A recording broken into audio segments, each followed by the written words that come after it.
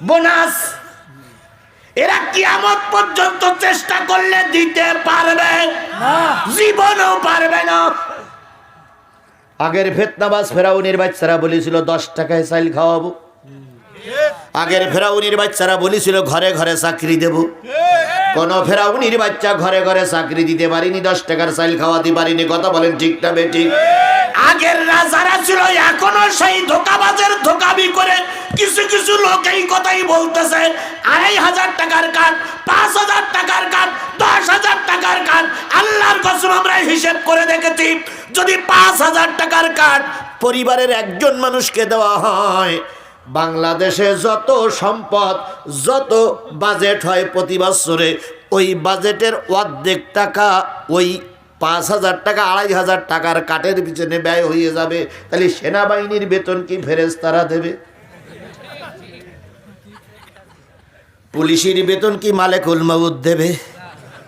Primary high স্কুলের শিক্ষকের বেতন কি আমেরিকায় সে দিয়ে যাবে? তাহলে আমাদের এদের চাকরিজীবীদের বেতন কোথা থেকে দেবেন? আর আপনারা 2500 টাকা 5000 টাকার কাজ কি করে দেবেন? নিঃসন্দেহ এরা ধোঁকাবাজ, নিঃসন্দেহ ধোঁকাবাজ, নিঃসন্দেহ প্রতারক। প্রতারণার খপ্পরে আগে পড়েছি, আর পড়বো না। প্রতারণার খপ্পরে আগে পড়ে 17 বছর মাইর খেয়েছি, আর খাবো না। কথা বলেন ঠিক না বেঠিক? এবার সিদ্ধান্ত নিতে হবে, কোন প্রতারণার খপ্পরে আমরা পা দেব না।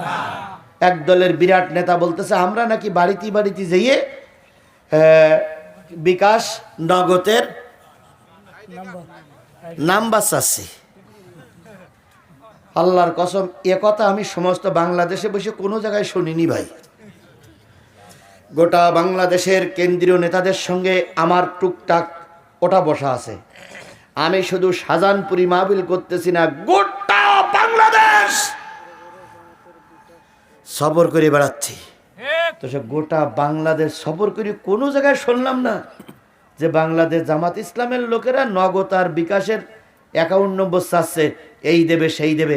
আপনারা পালেন কই? একটা জায়গা ধরাই দেন, একটা জায়গা দেখাই দেন। আমি আজিজুল ইসলাম জিহাদি, আমার নাম্বার প্রায় সব জায়গায় আছে। আপনি একটা জায়গার থেকে নাম্বার কালেক্ট করে আমাকে বলবেন যে হুজুর অমুক জায়গার অমুক জামাতের নেতা, অমুক জায়গার অমুক দলের নেতা অমুক মহিলার কাছ থেকে কি বলে বিকাশ নম্বর চাইছে, আইডি কার্ড চাইছে। এইটা কোনো একটা প্রমাণ দেখাই দেন। আমি কান ধরে বলে গেলাম, আমি জীবনে কখনো জামাত ইসলামের পক্ষে দালালি করব না, করব না, করব না। আমি চ্যালেঞ্জ করতে পারি, আপনি চ্যালেঞ্জ গ্রহণ করতে পারেন না কেন? আপনি গ্রহণ করুন, গ্রহণ করুন। আরেকটা জিনিস শাহাবুদ্দিন স্যার বলে গেলেন, আমরা নাকি জান্নাতের টিকিট বিক্রি করি। গোলাম রাব্বানি স্যার বলে গেলেন আমরা কি কি বিক্রি করতেছি? একটা প্রমাণ দেন, একটা প্রমাণ দেন। গোটা বাংলাদেশের একটা বক্তার মুখ দিয়ে বাংলাদেশ জামাত ইসলাম জান্নাতের টিকিট বিক্রি করছে, একটা প্রমাণ দেন। ওরা বলে আমরা শুনেছি। কোন জায়গায় শুনে যাও? ফেরেশতা জিবরাইলের কাছে শুনে যাও। ওরা বলে আমরাও কি শুনেছি তাই বলে। তা শোনা কথা বলো কেন? এই জন্য আল্লাহ রাব্বুল আলামিন বলতেছে, জেনে বুঝেই যারা মিথ্যা কথা বলে, জেনে বুঝে যারা মিথ্যা শপথ করে, জেনে বুঝে যারা মিথ্যা কথা বলে জাতিরে ধোঁকা দেয়, ওদের পরে আল্লাহর গজব। ওদের পরে আল্লাহর কি? ওদের পরে আল্লাহর কি? এ কথাটা আমার না আল্লাহর। তাহলে আপনি যদি মুসলমানের বাচ্চা হন, আল্লাহ যদি আপনার রব হয়, নবী যদি আপনার নেতা হয়, কোরআন যদি আপনার সংবিধান হয়, আপনার জন্মের সময় আপনার বৈধ বাপ যদি ঘরে থেকে আপনার মা আর আপনার বাবার মাধ্যমে যদি আপনি দুনিয়ার মুখ দেখেন, আপনি কোরআন মানতে বাধ্য। আর যদি জন্ম কোনো হিন্দুতে দিয়ে যেয়ে থাকে, তাহলে আপনি কোরআন মানবেন না, আপনি কোরআনের পক্ষের লোক নয়। আর কোরআনের পক্ষের লোক যারা, তারা অবশ্যই কোরআন মানবে। আর কোরআন মানতে গেলে বলতেছে যারা মিথ্যা শপথ করে, মিথ্যা কথা মঞ্চে দাঁড়িয়ে বলে, মিথ্যা বলে জাতিরে ধোঁকা দেয়, এদের পরে আল্লাহর গজব। এটা যদি জামাত ইসলাম করে, জামাত ইসলামের পরেও খোদার গজব, খোদার গজব, খোদার গজব। শুধু বিএনপিওয়ালারা বিএনপিওয়ালারা করে চেল্লাবেন না, জামাত ইসলামের ভিতরে ত্রুটি থাকতে পারে, হয় সংশোধন হবে, নতুবা খোদার গজব। কথা বলেন ঠিক না বেঠিক? তবে দুঃখ লাগে এক জায়গায়, জামাত ইসলামের কোনো নেতা যদি অন্যায় করে যদি ভুল স্বীকারও করে, তাও মাফ হবে না। এটা মাপ হবে না। বলল কেন এটা মাপ হবে না? আচ্ছা, আমির হামজার বয়স কত হতে পারে বলে মনে হয়? 33-34 বছরের একটা যুবক, আমার হাতে গড়া ছেলে। ও যখন ফাজেলে পড়ে, কেবল বিশ্ববিদ্যালয়ে ভর্তি হয়েছে কুষ্টিয়ায়, তখন ওর শ্বশুরের নাম হলো মাওলানা আব্দুল সাত্তার। উনি আমাকে দাওয়াত করে নিয়ে গেছিলেন চুয়াডাঙ্গায়। হলো হাফসা নাকি হাফসা কি, হ্যাঁ খোকসা না, হালসা রেল স্টেশনের পাশে ওর শ্বশুর বাড়ি। মাওলানা আব্দুল সাত্তার আমাকে দাওয়াত করে নিয়ে গেলেন। তো দাওয়াত করে যাওয়ার পরে যখন খাচ্ছি, তখন যেতে একটু দেরি হয়েছিল, শেষে খাচ্ছি, মাওলানা আব্দুল সাত্তার আমির হামজাকে আমার হাতে তুলে দিয়ে বললেন, জিহাদি ভাই, আমির হামজার কণ্ঠ ভালো, কিন্তু বক্তৃতা জগতে এখন আসতে পারিনি, হাতে তুলে দিলাম, যদি দয়া করে একটুখানি লাইন দেখাই দিতেন। আমি আমির হামজার বললাম, বাজান পারবা? হুজুর দোয়া করলে পারবো।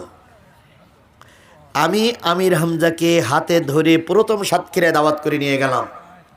তাহলে বলা যায়, হয় আমার ছেলে নাই আমার ছাত্র।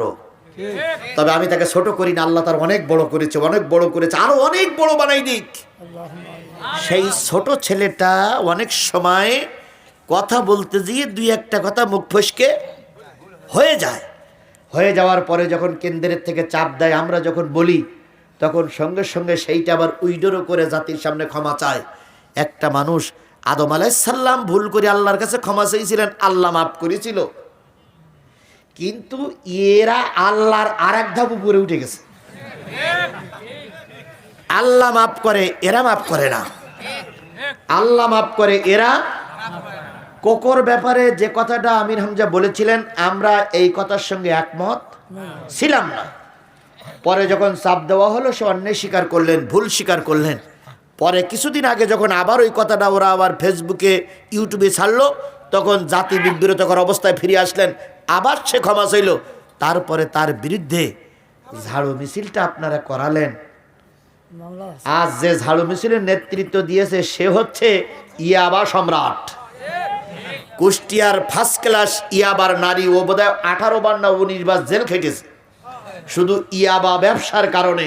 তাহলে ইয়াবা ব্যবসার কারণে যে মহিলা জেল খাটলো, সেই মহিলা যদি আপনাদের ওই ঝেঁটা মিছিল করে, তাহলে বুঝতে হবে আপনারা এই ইয়াবা ব্যবসায়ীদের শেল্টার এখন দিচ্ছেন। ক্ষমতায় গেলে এই ইয়াবা ব্যবসায়ীদের আপনারাই শেল্টার দেবেন। যদি আপনার আমির হামজার বিরুদ্ধে মিছিল বের করতে হয়, আপনার বউটারে নামাননি কেন? আপনার বোনটার নামাননি কেন? ওখানকে যিনি প্রার্থী আছেন তার বলি, আপনার মান নামাননি কেন? আপনার ভাবির নামাননি কেন? যাদেরকে নামাইছেন এরা কলঙ্কিত মায়ের কলঙ্কিত সন্তান। এরা হলো ইয়াবা ব্যবসায়ী, এরা হলো ফেনসিডিল ব্যবসায়ী, বারবার পুলিশের কাছে ধরা খায়। তাদের সামনে নিয়ে যখন আপনারা মিছিল করেন, একজন আলেমের বিরুদ্ধে আল্লাহর গজব নাজিল হবে, আল্লাহর গজব নাজিল হবে, আল্লাহর গজব নাজিল হবে। বাংলাদেশ জামাত ইসলামের সবচেয়ে বেশি ক্ষতি করে বেরিয়ে গেল চরমনাই হুজুর। চরমনাই হুজুর বিভিন্ন জায়গায় মোনাফেক, তারপরে এই সেই বলতেছে। বলেন তো, জামাত ইসলামের শীর্ষ একজন নেতা, আমাদের মতো ছোটখাটো লোক রাগ সম্বরণ করতে পারিনি, তাই মাঝে মাঝে, কিন্তু জামাত ইসলামের একজন শীর্ষস্থানীয় নেতা বিএনপি সম্পর্কে, চরমনাই সম্পর্কে একটা মাঝে বাজে মন্তব্য করেছে, দেখাই দেন তো। তাহলে আমরা সহনশীল হতে পারি, আপনারা পারেন না কেন? আপনারা কোন মায়ের সন্তান আর আমরা কোন মায়ের সন্তান? আমরা জাতির কল্যাণের জন্য সব ত্যাগ করতে পারি। যখন ঢাকা বিশ্ববিদ্যালয় আমাদের কন্ট্রোলে আসলো, আমরা বুঝেছিলাম এবার ইনশাল্লাহ দেশে আমাদের কন্ট্রোলে আসবে। যখন সমস্ত বিশ্ববিদ্যালয়গুলো কন্ট্রোলে আসলো, তখন তো আমরা এক গুইমি করে থাকতে পারতাম। আমরা জানি এক গুইমি করে থাকলে টেকা যায় না। ইরান এত বড় শক্তিশালী দেশ, তাই ইরান টিকতে পারতেছে না। আমরা এক গুইমি হয়ে থাকলে আমরা টিকতে পারবো না। তাই সকলকে নিয়ে একটা সহমর্মিতা ভাব দেখাইতে চাইছিলাম। সেই সুযোগটা পেয়ে চরমনায় আমাদের পিটি এমন ছুরি বেরিয়েছে, এ পাশের তো ঢুকিয়ে দিয়েছে আর ও পাশের তো বেরিয়ে গেছে। তারপর আমরা ধৈর্য ধরে কার দিক তাকাই আছি। আল্লাহ ইনশাল্লাহ ধৈর্যশীলদের সাথেই। এই আয়াতটা কি সত্য? এই কথা বলেন, এই আয়াতটা কি সত্য? চরমনাই ভাইদের বলি আয়াতটা কি সত্য? বিএনপির ভাইদের বলি আয়াতটা কি সত্য? যদি এই আয়াত সত্য হয়, অবশ্যই সত্য, ইনশাল্লাহ আগামীতে জামাত ইসলামের নেতা কর্মীদের গলায় আল্লাহ বিজয়ের মালা পরাবেই পরাবেই ইনশাল্লাহ। সেই বিজয়ের মালা পরার জন্য আমাদের কয়টা আসনের দরকার? 151টা আসনের দরকার। আমি গতকালকের আগের দিন রংপুর সফর করেছি, দিনাজপুর এবং নীলফামারী সফর করেছি। গোটা দেশ সফর করে আমার যা আইডিয়া হয়েছে, আমি আগামীকাল যাব ঢাকা সফরে। এই সব কিছু সফর করে আমার যা আইডিয়া হয়েছে, সব কিছু যদি ঠিক থাকে ইনশাল্লাহ কোরআন জাতীয় সংসদে যাবে। বাকবাকুম করে ঠেকানো যাবে না ইনশাল্লাহ। আমেরিকা জরিপই বলেছে কোরআন জাতীয় সংসদ যাবে, ভারত জরিপ দেখেই বলতেছে কোরআন এবার জাতীয় সংসদে যাবে। তারপর জাপান জরিপ করে বলতেছে আগামীতে জামাত ইসলামের নেতৃত্বে সরকার গঠন করবে। আর আমাদের দেশের কিছু টুপিওয়ালারা বুঝলো না। এখন সরকার গঠন করতে গেলে কয়টা আসনের দরকার? গোটা বাংলাদেশের থেকে 20 আনবো 146 ইনশাল্লাহ। জোরে বলেন ইনশাল্লাহ। আর আমি আমার সাতক্ষীরাতে দেব 4টা। আমি কথা দিয়ে গেলাম কোরআন ছুঁয়ে ইনশাল্লাহ। যে অবস্থায় এখন আছে এই অবস্থা যদি ঠিক থাকে, নতুন করে কোনো অবস্থার পরিবর্তন যদি না হয়, আমি এই জাতির সামনে, হাজারো জাতির সামনে কথা দিয়ে গেলাম, আমার সাতক্ষীরার 4টি আসন আমি কোরআনের জন্য দেব ইনশাল্লাহ। তাহলে গোটা দেশ 20 কটা হলো? 46 আর 4 কত হলো? 50। এবার কি আমরা কোরআনের দেশ গঠন করতে পেরেছি? না না না না না না না। আর একটা দরকার, সেই আসনটা শাহজাহানপুরীর আসন হওয়া লাগবে। সেই আসনটা, এই আসন থাকবে, কথা বলেন ঠিক না বেটি? সেই আসনটা লাগবে অধ্যাপক গোলাম রব্বানী স্যারের আসন। আপনারা কি এই আসনটা কোরআনের জন্য দিতে পারবে?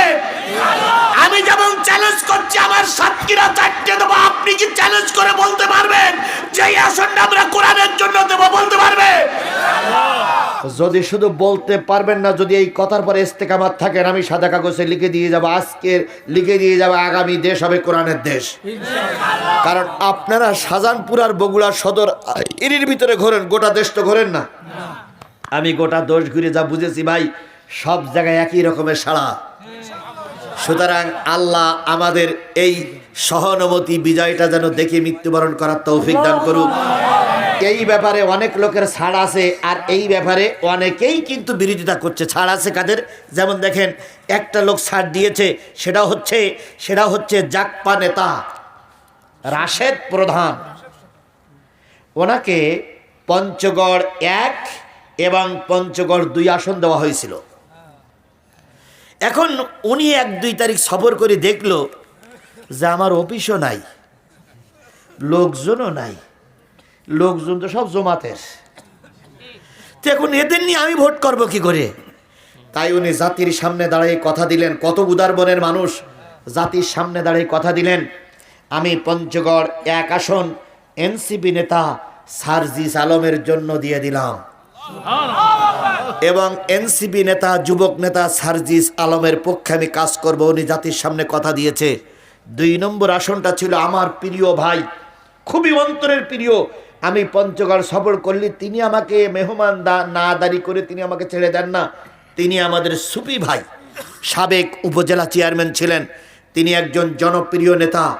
রাশেদ প্রধান যখন দেখলেন যে পঞ্চগড় 2 আমার তেমন লোকজন নাই, উনি সুফি ভাইকে ছেড়ে দিয়ে বললেন যে ভাই আপনারা পাশ করা মানে আমার পাশ। তাই 1 আর 2 উনি আসন পাওয়ার পরেও ছেড়ে দিল। আর গোটা বাংলাদেশে 300 আসন দিয়ে একটা এমপি হয়নি, ওনার দরকার 143।